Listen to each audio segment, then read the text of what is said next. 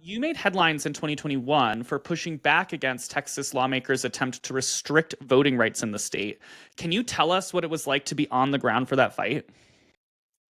Yeah, really interesting. It was interesting in part because it was a fight that really no one thought we were going to have. Folks might not remember that year in Texas politics was preceded by one, COVID, and then also that the Texas ice storm that occurred that knocked the power grid Mm. out, killed more than 100 people in Texas, an incredibly tragic failure of the government and a gross negligence from the government, truly. I think most Texans assumed that they were going to have to spend their political capital in that legislative session fixing the energy grid. And we were naive. Unfortunately, we were naive to believe that they were going to do anything about the energy grid.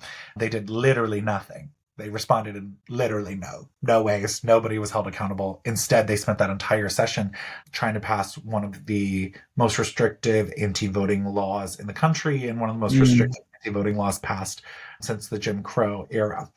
And I remember so clearly a family had driven down from Dallas for one of the hearings and two little kids, probably no older than 5 or 6, that sat there all day. And the community that was built in that also meant that everyone was trying to show up for that family too. They were trying to do everything they could to make sure that that family could stay because their parents had put in so much work to come and to speak for their 2 minutes.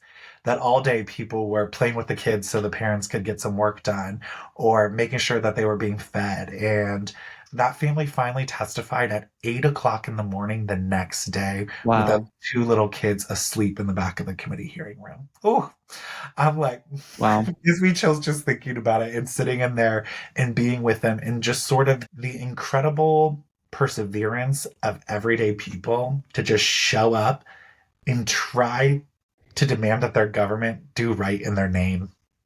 These weren't people who worked in politics. These weren't people who had a particularly vested interest. They were people who had little kids and they wanted their little kids to grow up in a Texas that like reflected their values.